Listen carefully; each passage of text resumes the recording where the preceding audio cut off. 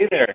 All right. Thanks so much, Audra, and thanks to O'Reilly for arranging this. I'm going to try to turn on the screen share. I believe that's what we most need at this point. All right. Can everybody hear me well? I'll let you send a quick message to Q&A, confirm that everything's coming out correctly, and that you're also seeing my screen at this point. We're going to go ahead and get started. Let me start my slides. I'm going to go back and forth between slides and actual, live presentation. So keep an eye on your screen. It's going to come in handy. I'll try to alert you when I'm moving away from the slide. I know some people get bored just seeing text on a page. So as I said, I'm Tim Anglade. You can find me as @TimAnglade on Twitter, LinkedIn, GitHub, and most other properties. So feel free to add me on any of those if you are interested in learning more about mobile application or keeping in touch. I'm doing this presentation about building your mobile application because I found that it's a very exciting topic and a lot of people want to do mobile, but there wasn't really kind of a lot of people covering the first few steps, kind of taking it easy. And I know getting started into mobile for me was really hard as a web developer, where it took me about 5 or 6 different tries before I actually first broke through and managed to get my first app together. So I figured I'd try to help, and I've been doing this kind of presentation, training about mobile app first steps for about a year now, and I've been kind of heavily focused on mobile for the past 2. So yes, I will give you a link to all the slides that I'm using today as well. So by the end of the webcast, you stick to the end, I'll pass around a link, and you'll get to download the PDF slide or see them online, and you'll have links, clickable links to every kind of resource I'm using today. So I encourage you to follow along and actually type out some of the short links that I'm passing around today while I talk, but you'll also get a chance to catch up after the fact. So Tim Anglade, again, @Tim on Twitter, originally from France. That's where the name comes from, if you're wondering, as well as the accent.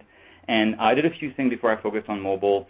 I built some software for NASDAQ. I taught computer science back home in Europe. I founded a small startup with some friends as well. That's the Rails e-commerce in my bio. And, I wrote a lot of code for 4 or 5 years around Rails and JavaScript, and ended up scrapping, most of it when the startup went under. But it was a really good experience. And, as well working with W3C, which, kind of is where my love for standards like HTML comes from, and kind of this idea of being able to use standard technologies for my mobile apps rather than proprietary technologies like iOS and others. Not that I have anything fundamentally against it. I just find that there's a lot of good stuff going on in standards, and the ease of cross-platform deployment is really a must for me and for my project. As mentioned in the bio, I did a couple of things before.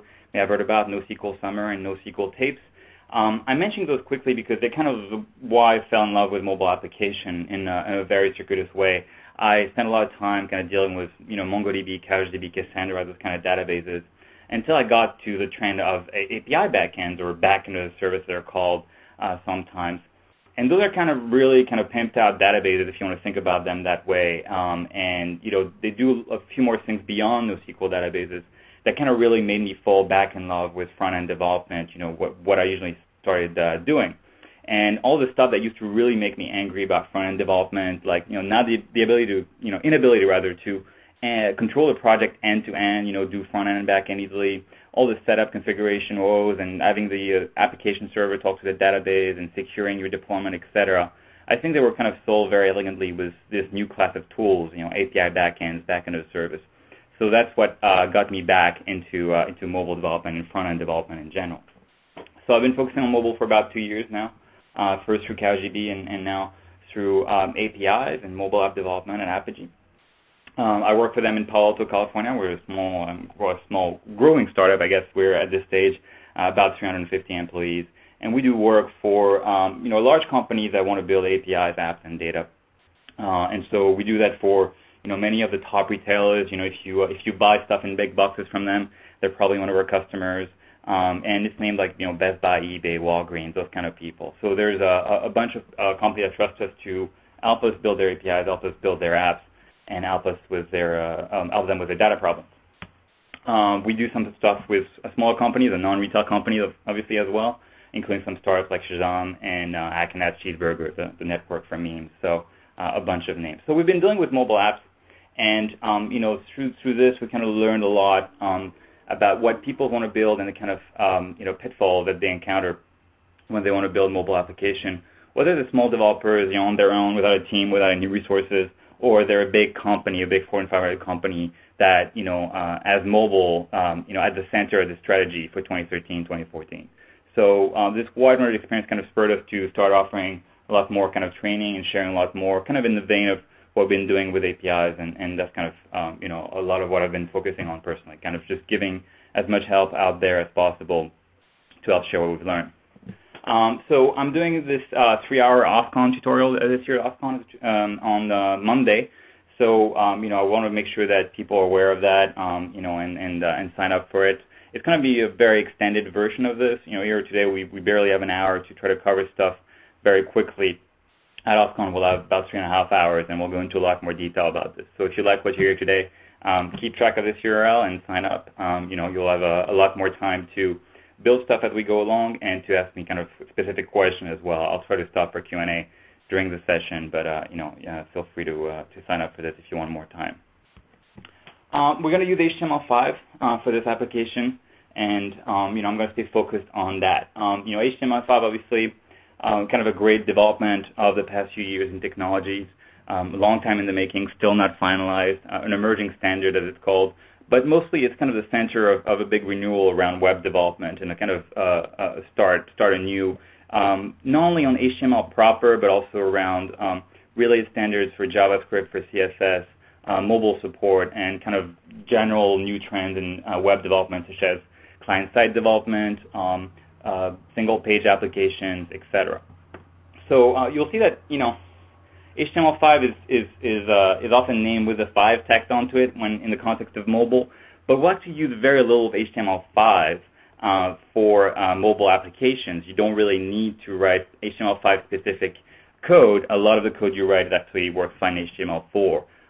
It's not like HTML5 delivered some completely critical features. There were a few, but most of the code still looks like the good old HTML4 or XHTML you were writing before. If you want to learn more about the topic, I'm not going to spend that much time on it. I always recommend people go to diveintohtml5.info by Mark Pilgrim. Fantastic resource to learn more about all the ins and outs of HTML5, its mobile-specific features, and kind of a very enjoyable read. It's not a dry literature. It's very, very funny, very engaging. Obviously, there are other approaches to developing a mobile app, right? Native is kind of the original way of doing mobile applications, still kind of the standard way of doing mobile application, even though that's changing very rapidly, where you would write Objective-C code for iOS, you would write Java code for Android, you would write .NET code for Windows Phone, etc. Obviously, the advantage that HTML5 has over this is that you write your code once. You write your HTML5 code, and you can use it just the same on Android, on iOS, Blackberry, Windows Phone, etc. That's kind of a big promise, is kind of cross-platform support for HTML5. But obviously the advantages of native, often mentioned is kind of better performance out of the box, without optimizations, and probably a more mature tool set in terms of debugging and things like that. So it is, still very much the original way of doing mobile applications. So the tooling is probably a lot more advanced. There are other approaches that are gaining speed very quickly. Monotouch, by Xamarin is kind of a really nice framework. You can write your application in .NET. And you get to compile it for Android or for iOS with the same code base. You just have to write a little different UI layer that's native for either platform, but it gets you the ability to save a lot of time, a lot of code, and it's a very strong platform that's catching a lot of steam right now. A Ruby Motion is kind of a similar idea, where you would write your application in Ruby, including the UI, and be able to compile it into an iOS app. And all of these means, including HTML5, allow you distributions through the App Store, with an icon on the screen, charging people for your app, etc. Right? So all of those kind of gets you a similar product with very different means. And so if you're originally like a Ruby or .NET or Python developer, you can usually find a framework that kind of helps you get started in your language. I found that's kind of a very good place for most people to start if they're more proficient in one language than another. So people love HTML5 and HTML5 mobile. And, again, there's a lot of good things for that, mostly cross-platform, mostly the ability of reusing your web skills. The basic promise of it is that you're going to write your HTML5 code, and, using a tool like PhoneGap is going to run on mobile, just like that directly. And the other promise, again, is you're going to write it once, and it's going to run perfectly fine on iOS, Android, Windows Phone, Blackberry, and all these other platforms, right? So those are kind of the two essential promises of HTML5 for mobile. Now, there are a couple of caveats to that most people are not very aware of. The first one is you can't really rely on server-side generation or the usual way that you do HTML development. And so specifically, plugging data into your application really doesn't look the same way as most websites would look, where you do server-side generation in PHP, with a framework or without a framework, or from J to E, JSP, whatever, and serve pages with data filled in. That doesn't really work so hot on mobile, and so you kind of have to figure out another plan for that. The other kind of caveat is that most differentiating features that you want to use in mobile as opposed to a traditional web application, stuff like geolog, push notification, they still require you to maintain kind of some sort of server-side infrastructure. So, it's not like you can develop a pure client-side app either. If you want to use a lot of those kind of very differentiating mobile features, you're going to need to set up some sort of specific server infrastructure, and that comes at a cost if you're a front-end developer. So those are kind of two big caveats that you have to keep in mind as you dive into HTML5 for mobile. Now, the standard mobile app stack, the one that we're going to show today, is obviously HTML5. You're going to use a framework like jQuery or to kind of run the logic for your application and write JavaScript faster. You can use a UI framework like jQuery Mobile to build out the interface for your application, page navigation, widgets, etc. You can plug this to a remote data source like the user grid or your own backend. There are a number of alternatives for that. I'll talk about that at length. And finally, you deploy the application in PhoneGap. So of course, all those components are swappable, right? You could replace jQuery with your preferred JavaScript library, whether it's Prototype or Dojo or Mootool or something like that. You could replace jQuery with Bootstrap, with the Sencha framework or anything like that. You could swap out the data source, from user grid to any other backend as a service or API backend like Parse or StackMob, or your own backend that you write yourself that serves JSON over HTTP. And then PhoneGap doesn't really have that many alternatives, to be honest. There's Trigger.io and a few other projects, but PhoneGap is very much a clear leader at that level. And again, we'll talk about these components and what they do very quickly as I show you kind of the different steps. So those are the tools, and we can combine them with a binding library, as I like to call them, like Backbone, Ember, Spine, etc. And some people confuse it, think that replaces jQuery or replaces jQuery Mobile. It really doesn't. It's kind of something we could use on top of all of this. But it really wouldn't replace any of the components that we're listing in the previous stack. So if you get rid of those libraries, they would be kind of a good complement if you want to do data binding or MVVM type applications. So these are kind of the tools. Of course, the whole magic is figuring out how to use them together. So it's going to be very simple. I like to break down the approach in the following steps. We're going to start by building an interface, very static, very simple. We're going to then add data to it, add live data, real data, into this static UI. We're going to deploy our application to mobile. And then, since we don't have much time, I'll just kind of give you some ideas about you could extend this, other direction you could take this in. But mostly you would repeat the same steps. As a developer, you would go ahead and add another part of the UI, plug some data to it, and then, test that new part. And those three steps, UI, data, and deploy are kind of the rhythm I like to have with mobile app development and the reason I teach to people who come to my trainings. All right, so let's start with the UI. So as I said, we're going to use jQuery for the logic and jQuery Mobile for the UI. Again, I want to stress that very clearly. jQuery Mobile is not the mobile version of jQuery. It's a very different library. So of course, jQuery, kind of the standard JavaScript toolkit these days. It's a set of helper methods and utilities to help you write JavaScript faster. You don't have to use it, but a lot of websites use it, a lot of libraries use it, and it kind of makes your life easier. jQuery Mobile works very well with jQuery, but it's technically at a very different level. While jQuery deals with JavaScript, jQuery Mobile deals mostly with HTML and CSS, allowing us to create an interface. So again, you could use other libraries. The most popular one these days would be Bootstrap instead of jQuery Mobile. So I like to use Codiqa, a tool called Codiqa, to build my UIs for mobile very quickly. And they have a kind of a trial version embedded on jQueryMobile.com. But there's also this handy sign-up link if you want to follow along that gives you kind of a full unlimited trial. We can see the code or use all the features. I'm not affiliated with Codiqa at all. I just happen to think they're doing a great job over there. And they were kind enough to give me this link to pass around so people can try the tool very fully without needing a credit card. So if you want to go to j.mp/Codiqa-trial-unlimited, this would be a good place to kind of see the tool and follow along with what I'm showing you on the screen. So if I go there, paste that. I actually already have an account, so I think it's going to redirect me to this dashboard right here, actually. So if you guys are signing up, you should get to something that looks like this, where it basically allows you to create new projects, and I'm going to say O'Reilly Webcast here, to create a UI very quickly. So it's a nice graphical editor that I highly recommend for your mobile application, all your prototyping needs, that just allows you to drag elements on the page very easily, where you can combine them, put a button in the header, for example. You could add a map to your application. Oh, let me drag this correctly.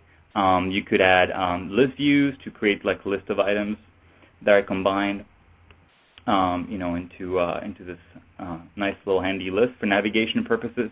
And you can assemble pretty nice kind of UIs very quickly like this, with footers, headers, etc.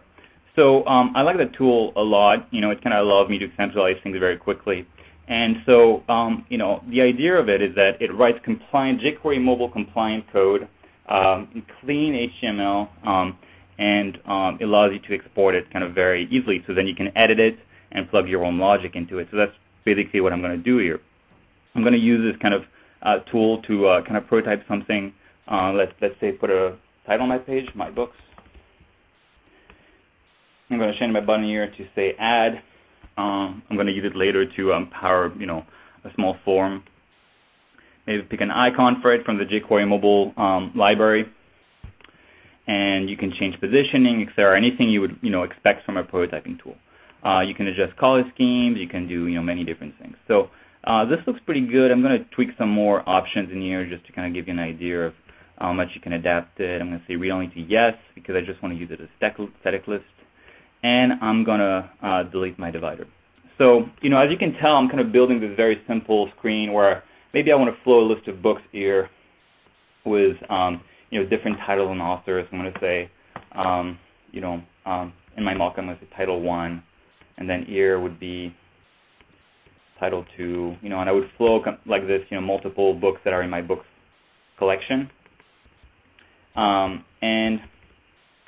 As I do this, you could imagine that this little add button maybe would later on pop up a form that will let me add a book to this list. So a very simple list application, but I get to prototype it, easily enough with Codicia, and then I can either, take a look at the code it's generating for me, and you can see it's a very clean markup, it's usual like Dreamweaver type thing. It's a very compliant code, and I can just download the entire project, and that gives me a little zip file with a bunch of things in it. So, if we go and actually explore that zip file, you'll see that there's no kind of magic to it as we go deeper into this. You'll see that inside of it, there's some CSS and image files. We don't actually need any of them. They're just kind of there for more advanced applications. But that index HTML5 is kind of really the magic of our app. If we go and open it up in any standard text editor, here I'm using Sublime Text. Let me zoom out a little bit. You can see that it's standard HTML5 code that's generated for me with usual head tags, includes for different things, and the output is pretty, compact, right? You're looking at 15 lines of code. A few of them are unnecessary. I don't really need to use those includes, the extra Codicia features or anything like that. I like to just keep it to just simple jQuery and jQuery mobile. So that's pretty straightforward. A bit of HTML. You can see they created divs for me for different elements on my page, like my button, like my header, and my list view. My list of items is just kind of correct semantic markup. It's a UL with some LI in it. And I can edit this just like I would any other HTML document. So I could say, for example, let's put this in an H3 tag, and let's add a paragraph tag to output an author. All right. Oops. All right. And so if I just save this file and then open it up in any regular browser, you can see that it renders pretty much correctly. It doesn't look much like a mobile application, but if I were to kind of resize this into a standard screen size, you could see how this would kind of flow like a regular application. Oops. It would flow like a regular application on my phone or on my tablet device, etc. So that's pretty much kind of the magic of Codiqa. I put this standard HTML code and let jQuery do some work over it to stylize it with standard elements like buttons, like headers, like list views. And the nice bit of it, again, is that it's typical HTML markup. So I'm going to be able to write my JavaScript, my jQuery code as I usually would to put stuff on the page and make it look like what I want and fill some real data in it.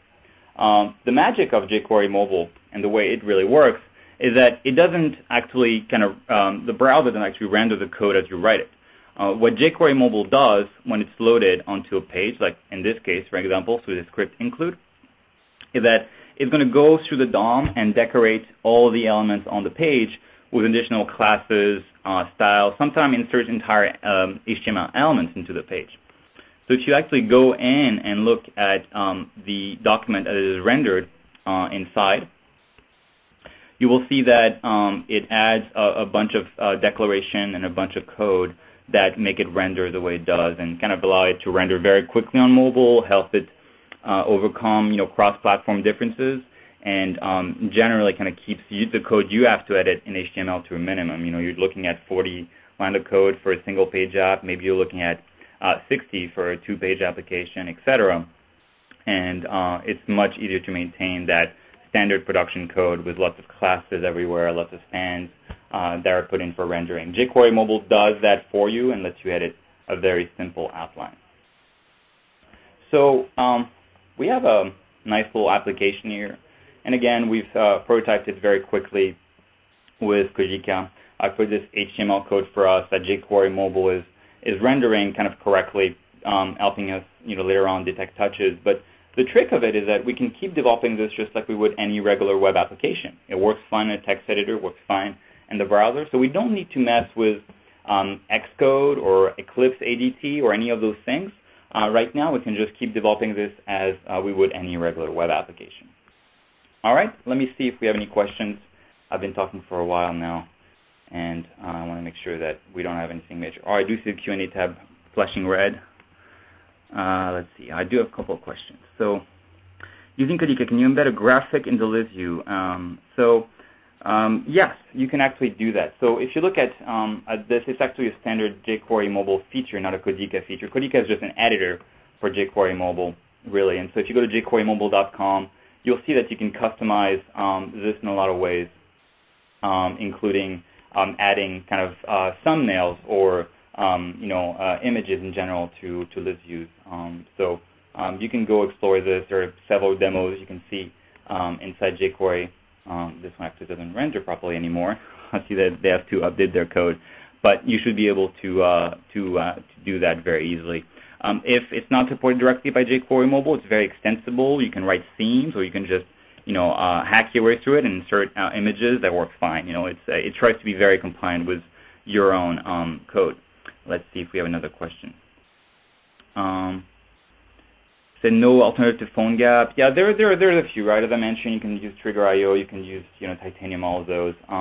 They tend to share a lot of code, as I've noticed, officially or unofficially. I think PhoneGap is a clear leader, and I don't think that anybody's questioning that. But there are definitely a few competing projects if you want to take a look at that.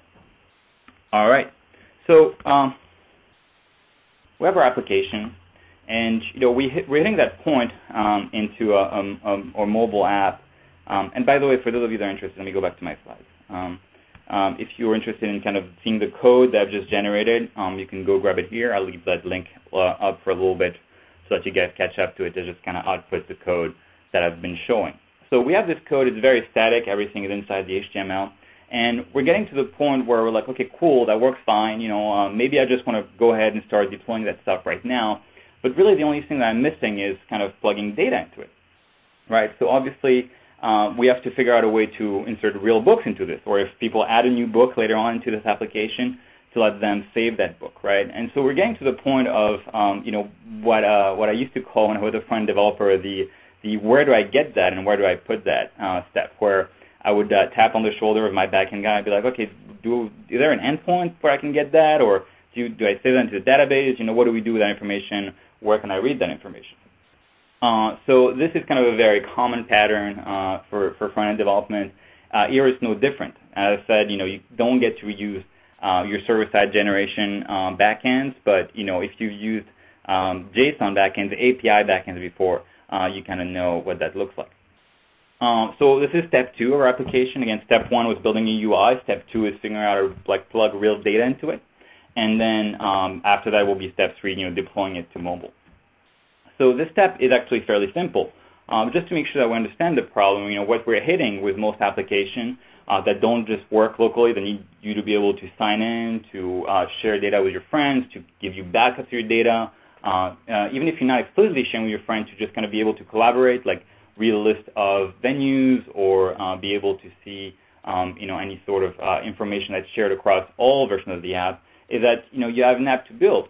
And on top of that, you have a backend to build, right? People don't see it. They just see your application on their phone, but that needs to come from somewhere and needs to go somewhere, so you have a backend to build. Now, if you've been through this before, you've started building a backend again, last reminder that server-side page generation will not work for our purposes. We cannot use that very elegantly for mobile, so we're going to need to come up with kind of a client-side approach that you may have used for Ajax websites. So if you start to build that kind of backend, that can serve JSON over HTTP, you kind of know the usual symptoms.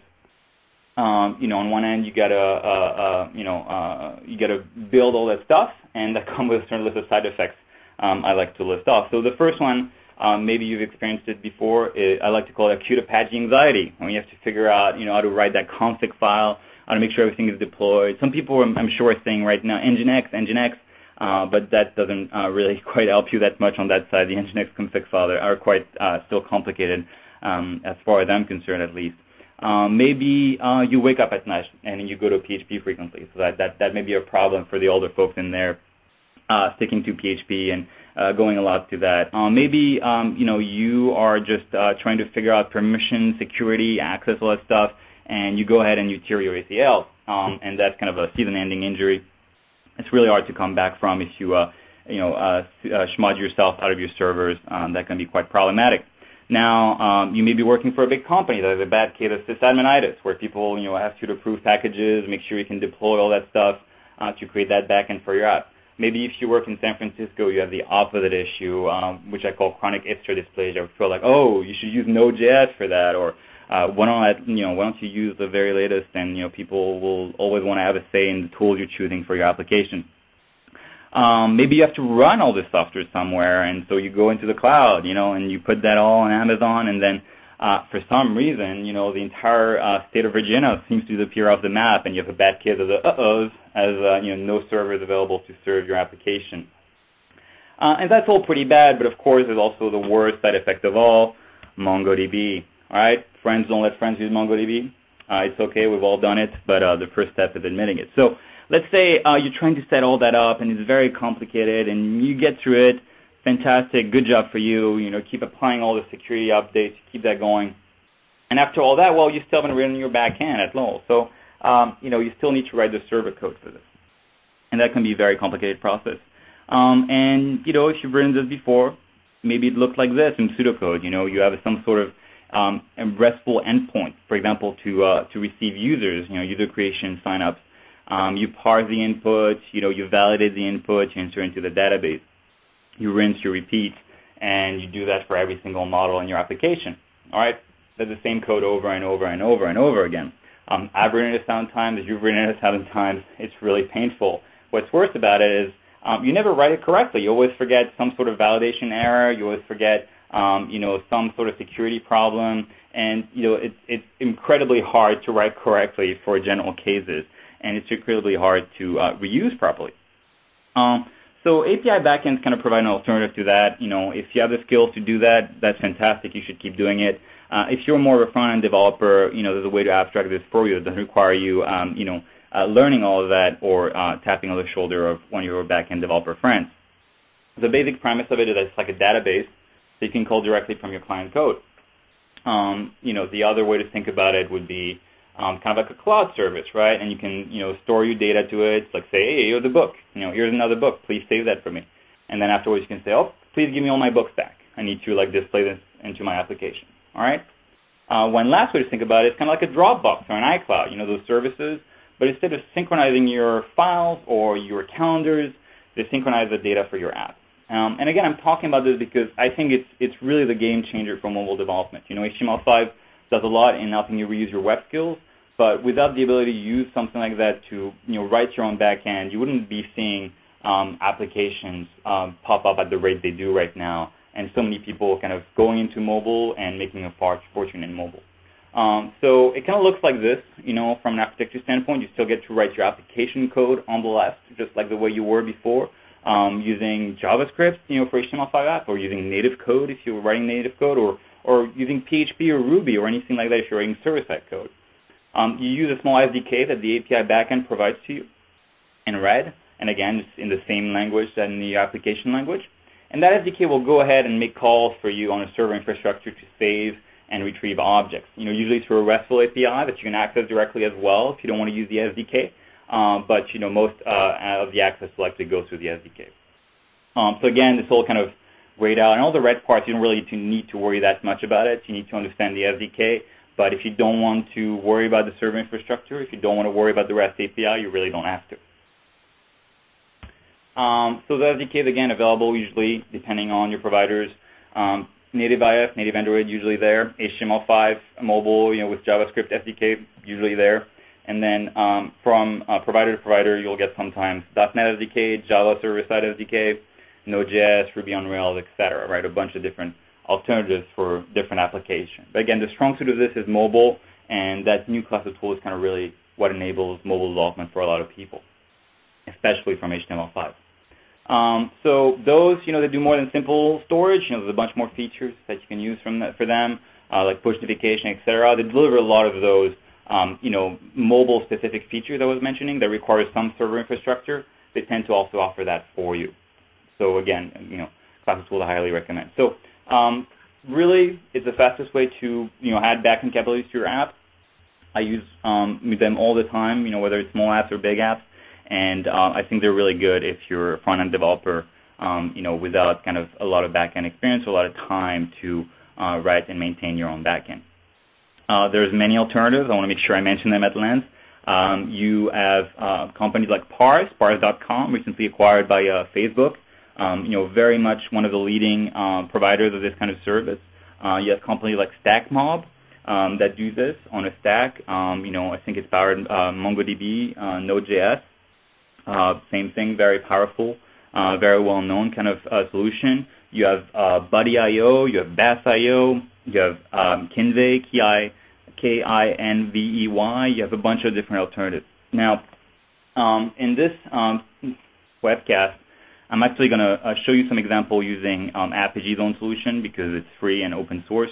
And I'd be damned to show a competitor's product, but you'll see that it's a very kind of similar set of features, and I'm trying to stick to just stuff that you could use from any provider, right? So none of this that I'm going to show you is actually vendor specific.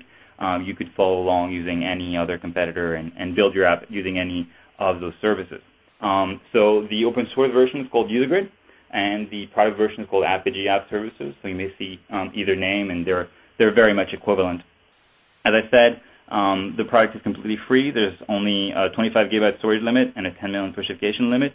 If you use Appigee hosted online, there's no other limits in terms of feature and usage or anything like that. And you're just free to use your own account. If you need more storage or more push notification, we're usually very happy to give that away. Or business models, I'm mentioning this to big companies.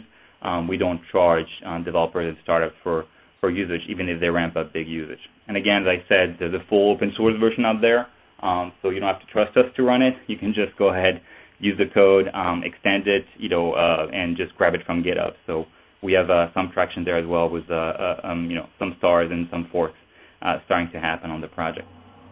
So if you go ahead and sign up, I can show you through some simple usage examples to create data. The goal here very quickly is to go through this, create a couple of books, then we're going to be able to display in our application so that we can add real data into our application. And the setup that's going to happen here as you sign up is that we're going to set up this kind of remote data point for you to save and read books back from the server in a way that's going to be compliant for mobile usage. We're not going to rely on server-side page generation. we're going to rely on client-side access through AJAX calls authenticated with OAuth 2. So all very standard technologies that, again, you could implement yourself on your own backend or find from any of the API backend out there on the market. And that's going to allow us to read and write out data very quickly from our HTML5 mobile application. So as we go and sign up, you'll see that you will end up on this dashboard right here. And this dashboard kind of lets you, again, create some application and store some data. Again, just try to go very quickly. What happens is you have a data store, you can add multiple collections to it. And for me, I want a collection of books, and you can see I have some data, inserted already in this particular collection. And I can just go in and, add or receive books from that remote collection. So it's very simple. I just want to create a new book. I'm going to post a new book. It accepts any sort of JSON. So I could say, for example, author Hemingway, and I could say title The Old Man and the Sea. So very simple, completely schemaless JSON, and again, standard features you would find on any API backend. And I don't have to define that my books have an author field or a title field anywhere. I can just pass whatever input I want. If I want to have a publisher field, I can just add it on one of the documents, and it will be indexed and saved for me. So I say Random House, for example, and very simple. So I go ahead and post a new book to the book collection, rather. It's created properly. And again, the promise of this is that everything is directly exposed via an API. So if I go to my account here and then to my collection of books at the end, you can see that it's returning all the books I previously created, including the book I just created, right? So you can just kind of access your data very quickly. I can read it back through the API here, or obviously I can also add stuff through the API as well. So it's a very simple way of storing and receiving data. You can validate records, you can create relationship between records, you can query records and all that stuff. And again, I don't want to dwell on this too much, but all the basic features you expect of a data backend that you or one of your colleagues may prop up, you can expect from this. So you can do stuff like select star where author equals Hemingway, or starts with Hemingway, for example. Right, the wildcard at the end. So all that stuff works pretty well, and you can just do it as you expect. So again, if you want to use this directly through the API, you can, and you can do this for any of the API backends out there today. And you just do JSON calls with your XML HTTP request. Do a get on this endpoint, do a get with a query. That works pretty much as expected. The alternative is using the SDK provided. So again, as an example, the APG JavaScript SDK just gives you simple kind of methods to map your collection, your remote collection into native JavaScript objects that you can then manipulate, output on the page, etc. So again, this is an example from JavaScript, but you could do this if you're writing native apps as well with native iOS SDKs, native Android SDKs. So I'm really seeing this as kind of being fast becoming the prevalent way of building data-enabled, mobile applications, whether it's with Apigee or somebody else. But you can, map the ability to map those remote collections to local objects inside your page or inside your app is kind of a very critical component functionality into a lot of mobile applications these days. All right. So if we go ahead and skip a little bit, you'll see that you can just kind of add this to your application, and this is just skipping out a little bit with that data plugged in. And if you go and click this link, again, let me just apigee-read if you want to follow along. You'll see that you can just grab this, put it in a text editor, and you see the code. The HTML is still the same. I haven't changed any of it. It's still my page. I've just added some JavaScript and simple JavaScript, about 12, 20 lines. And all you got to do is plug your account name. I'm going to go ahead and save that on my desktop. I'm going to call it index.html. And as I save that on my desktop, you'll see that now my web application gets data plugged in directly from the remote server. So all the test data that I have in my account now is being output on the page. And my application is now reading live data and able to access it from mobile context. When my application is going to finally be deployed on a mobile device, it's going to be able to grab this data just as easily as right now from my laptop. So again, the basic difference is I can't go ahead and reuse server-side generation frameworks. I got to do my application differently. And so you can build your own JSON RESTful interface for this, but if you don't want to, you can use API backends such as Parse, StackMob, or Apigee to do that. Now, my web application, as I said, is structured perfectly for mobile at this point. I've built a UI that is mobile-enabled with jQuery mobile that detects touches, on things, and it's going to help detect swipes as I go. You can see here, Flexer doesn't really work that well. It's really kind of tailored for mobile, but it's going to be able to detect swipes and other events like that. And from a data standpoint, again, I'm not relying on the server-side generation framework, so my application is going to naturally transfer over to mobile very, very quickly. Now, obviously, the last step is making this run on mobile. So it's actually a step that a lot of people think is kind of a very big, very complicated thing. It's actually very simple. For that, very quickly, we're going to go and use PhoneGap, right? The search step, going to be deploying our application to mobile with PhoneGap. So again, you may see the name Apache Cordova. That's the open source name, much like for UserGrid is the open source name. PhoneGap is the product name. They're kind of very equivalent right now. But Adobe may diverge in the future. Right now, we can pretty much find the same feature set between the two. So you can download PhoneGap from phonegap.com, and it downloads as a little zip file that I have here in my folder, PhoneGap 2.8.1, inside of which has a bunch of utilities that you're going to use to bootstrap a new mobile project. So we're going to go ahead and dive into lib. And I'm going to show you this for iOS, but the steps are very similar for Android and for Windows Phone. You can see it supports multiple platforms, such as Windows 8 for desktops and laptops, or even OS 10. But I'm going to go ahead and go for iOS. And inside iOS, go for the bin directory. Oops, let me close that. I actually meant to do this. I'm going to go and navigate to that directory into my terminal. And as I go for this, you can see that I'm in the lib iOS bin directory, and there's a little utility called create. That utility takes a simple location in which it will create some new file for a brand new mobile project, here a mobile iOS project.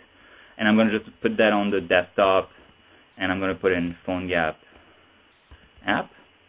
Then it takes a package name, so just reverse domain name. I'm going to say Webcast O'Reilly. And it takes a project name. I'm going to say my books. So if you type that out, you see it doesn't output anything. What it does is create some files on your desktop. So you can see here, it created this little folder for me with a bunch of files in it.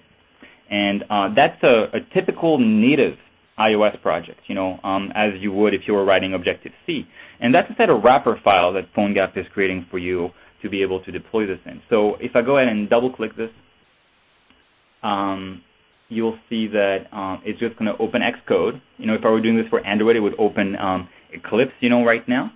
And it's just a really typical, simple project. I go ahead and explore it, and everything looks pretty much like it would if you were staring at a native iOS project. In fact, you can even go ahead and just compile it and run it inside the simulator. And you'll see that unless something change in my setup, we're going to have an app up and running inside the simulator. All right, still succeeded. Let's see the simulator pop up. There we go. And you can see it's loading a splash screen and then loading this, right? And it's telling us Apache Cordova loaded correctly. Now, you may be wondering where this comes from. What is the screen? We just bootstrap this empty application. Where does this come from? Well, in fact, if you go back to your project and go look at this conspicuous www directory, which is where you would usually on the server side app, where you would put your HTML, JavaScript, CSS. If you go and look into that, you'll see that it actually does contain some HTML, JavaScript, and CSS. In fact, if you go and open up its index.html, you'll see that it's exactly the page that it's serving right now in my emulator, with some JavaScript activated and some flashing of the text. But it's the exact page. So, porting our application to mobile, again, if we've used the right UI framework and the right data access pattern, it's going to be very simple. It's going to be as simple as emptying this directory of its default files. Please keep the Cordova.js directory. It's an important file. And just bring in my index.html file from my previous project. So again, this was this little file that was loading some books. Actually, I need to take this little version, the one that loads some data. So I'm going to go grab that and put it into my www folder inside my PhoneGap application. All right? And if I do that, if I go back to Xcode, just clean my build, and run it anew, you will see that it should just load it correctly and load it with my data. So that's a very simple, very quick step. PhoneGap doesn't compile my data, or my HTML into native. It just kind of serves it. It serves my web pages in this nice native kind of wrapper, where I get, this button on my screen. I get, the ability to distribute through the App Store and do all these things. But it doesn't actually, transcode or do anything of that nature. It just packages your HTML code, your JavaScript, your CSS inside a native wrapper, and allows you to serve it in a way that's going to handle, swipes and going to handle touches and other events. All right? So very simple thing. Now, PhoneGap does a few more things than that. If you want to explore, if you include this Cordova.js file, it will give you access to native features from JavaScript. So you'll be able to make calls to the camera, to the contacts on the phone, calls to the GPS, calls to the network, the accelerometer, any sensors or OS features, and do that from JavaScript. So when you're writing JavaScript code here inside your HTML, you will get access to native features. And that's another very powerful thing you do in PhoneGap just by simply including this little Cordova.js application in here like this. All right? So very simple, and there's tons to explore on there, and you can learn a lot more about that on PhoneGap.com. Now, if you want to follow along and kind of port or build your first mobile application with PhoneGap, it's a fairly straightforward process. No, not straightforward. It's multiple steps, but it's hard to go wrong if you follow these guides. So this one at the bottom is a standard guide, and I highly recommend you follow it for iOS or Windows Phone. It will really kind of explain everything. For Android, I actually don't like this PhoneGap instruction that well, so I wrote my own guide to troubleshoot a lot of my students that were having problems with the standard guide. So I recommend you follow the top link if you want to build an Android application. That will really help you avoid some of the common pitfalls that are in the standard PhoneGap guide. And so that will get you step by step on setting up your Xcode or your Eclipse and downloading all the dependencies and creating your project correctly. And I know a lot of people fail that step, so hopefully these guys will help you kind of go through that without issue. So obviously again, my HTML runs inside of PhoneGap, runs on the device. I'm using some remote data sources to be able to load data from different devices for different users and do all that things. But most of the code is packaged on the device and runs on the device. So you get to do a lot of offline access. You get to do a lot of, you can keep your application running offline, by embedding local HTML file, local CSS, local JavaScript, and kind of really behave a lot like a native app. You don't and you shouldn't use service-side generation to serve your mobile HTML5 application. If you want to see the final results that I was just running in my iOS simulator, you can download it at the bottom link.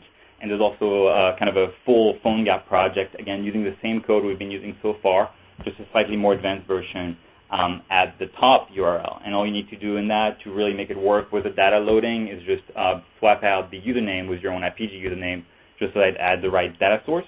But the rest of the application should work fine. So if you're confused about HTML, CSS, or where to put stuff, you can just take a look at those final projects. All right, Apigee-Android and Apigee-iOS. So of course, alternative, you could use PhoneGap Build as an online service that builds this application for you. You could use Trigger.io. Some people say Titanium. You can go ahead and take a look at that as well if you want to. Very quickly, you could extend this in a number of different directions. Really the sky's the limit. There's very few hard limitation, I would say, rather. You could add push notification. You could add file storage to your application to display, images inside. You could measure what's happening with the same ease as you would from native. You could add social features, geolocation features, etc. I have a few samples, that I can share with the class here. You can use the first link to see a geolocation demo that just takes a simple books list that I've been showing you so far today and just adds a geolocation to it. So once you understand the basic sample, you can take a look at that, and you'll see it's just a couple lines of code extra, and boom, you get geolocation built into your application. If you want to go even further than that, there's a sample store locator built in HTML5 and a sample Twitter clone built in HTML5 available as those two URLs. Get a project, you can download it, extend it, run it yourself. Everything in those at those links. All right. So there's a few things you can go. I'll share that in the slide. I'll let you guys run this at your own pace. I'd rather use the minutes we have left to do some Q&A. But I've included some links to example applications that use technologies to kind of keep your brain going, as well as example kind of big deployments, big companies that use this kind of technologies to build applications. If you want to learn more, there's a great Code Academy course online to learn more about web fundamentals, HTML, to learn more about JavaScript, jQuery.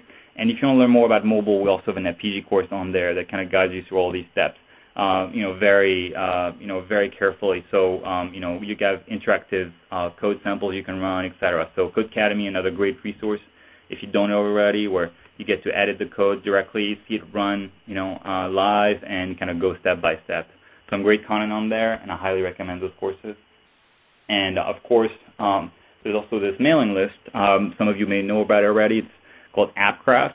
It's something that we participate in, me and my colleagues at Apigee, and it's a place for people who want to learn more about app development. I encourage everybody that comes to my trainings to sign up for it and has a question on it. It's a great place to ask, hey, how do I do geolocation from PhoneGap, or how do I add push notification to my app, and get answers from a lot of very knowledgeable people, and share your ideas about app development. So I highly recommend everybody here signs up for it.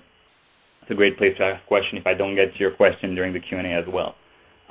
That's about it. We do have more opportunities for you to learn more kind of in person as well, rather than online. If Code Academy and the AppCraft is not for you. We organize this kind of free hands-on training days all around. So there's, we've been doing it quite a bit. I've personally taught about 2,000 people at this point.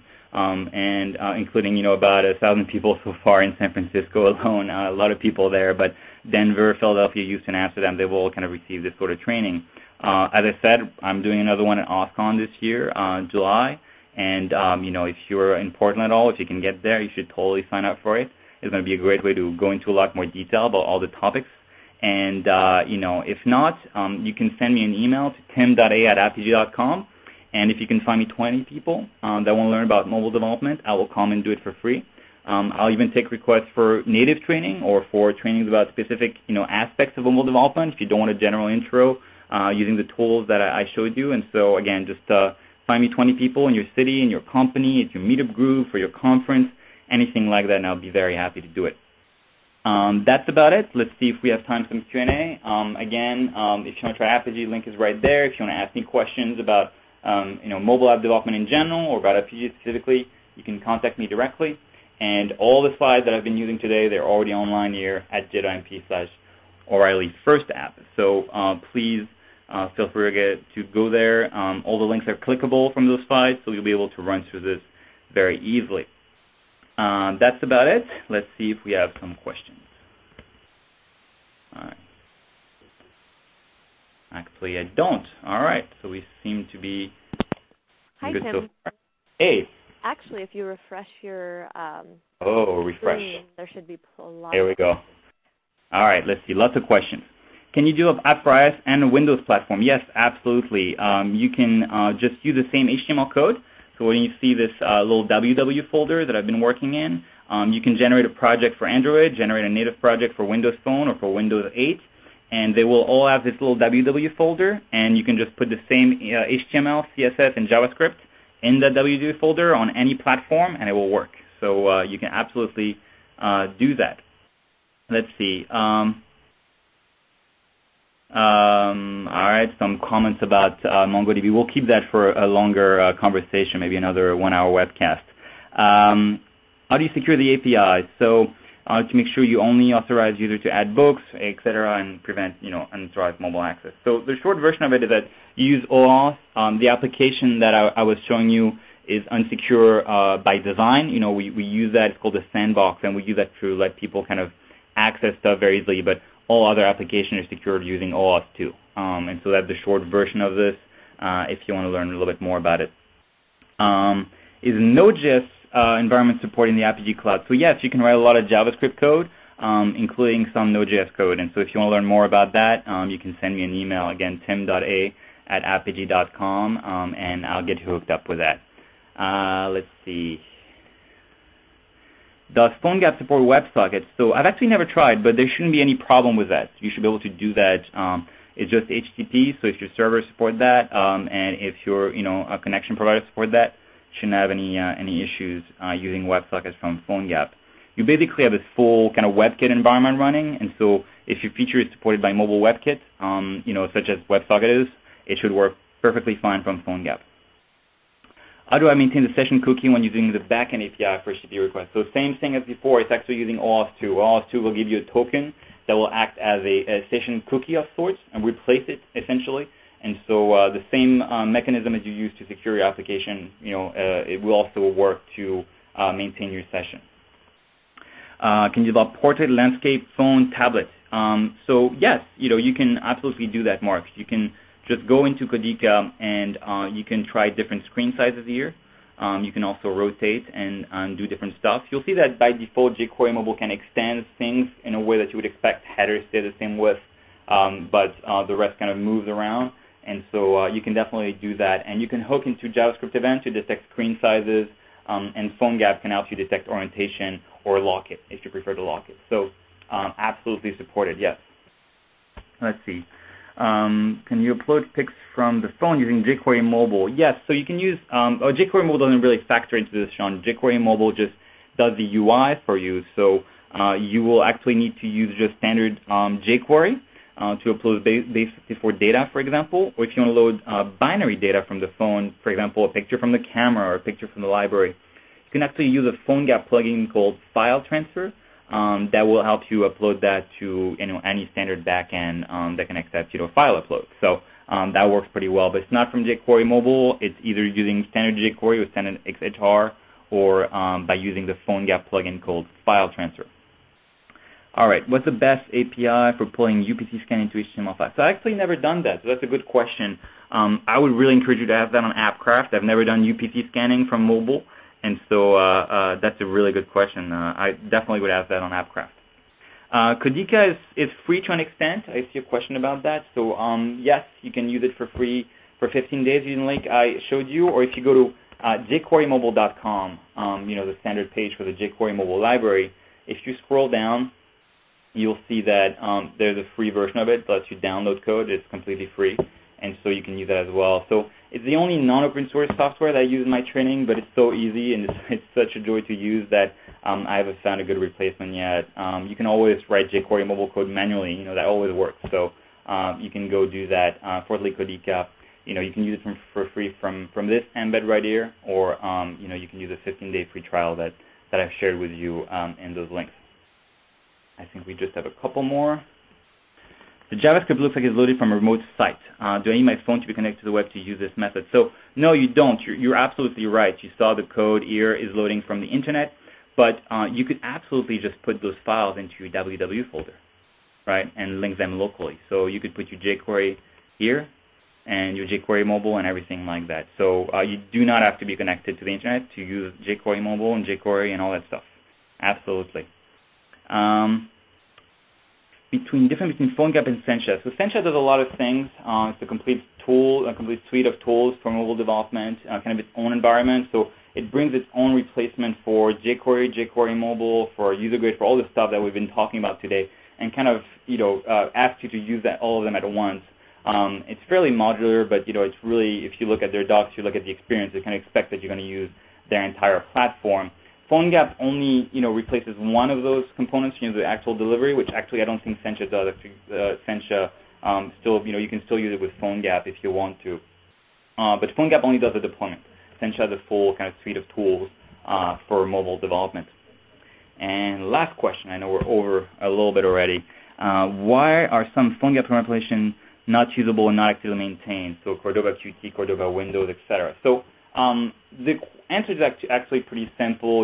PhoneGap is still a fairly new project, and there were a lot of changes, especially in the 2.x series, where a lot of APIs were broken. A lot of changes were made. They changed the plugin infrastructure for, where they were looking ahead to PhoneGap 3.0. And I think a lot of efforts were just abandoned because they became incompatible because of some changes to the core platform, to the plugin platform. So right now, they're disclosing a clear roadmap ahead to support Android and iOS and Blackberry and Windows Phone 7 and Windows Phone 8 very well, and they want to really tighten up the support for Windows 8 and for Firefox Mobile, Tizen, and a couple more. But they're becoming much more clear about that. After that, it's just like any open source software. You'll find a lot of forks, a lot of plug-in effort that not maintained anymore, and PhoneGap is no different. You'll find that the ecosystem is actually pretty strong, especially nowadays. PhoneGap 2.8.1 is pretty good, pretty stable, really good. 2.7, 2.8 were really good too. They had some issues around 2.4, 2.5, but really I think the community has come a long way. So still some dead projects up there, but that's the other side of success. You'll find that in most other projects. All right, I'm going to stop here. I've already gone over by 5 minutes.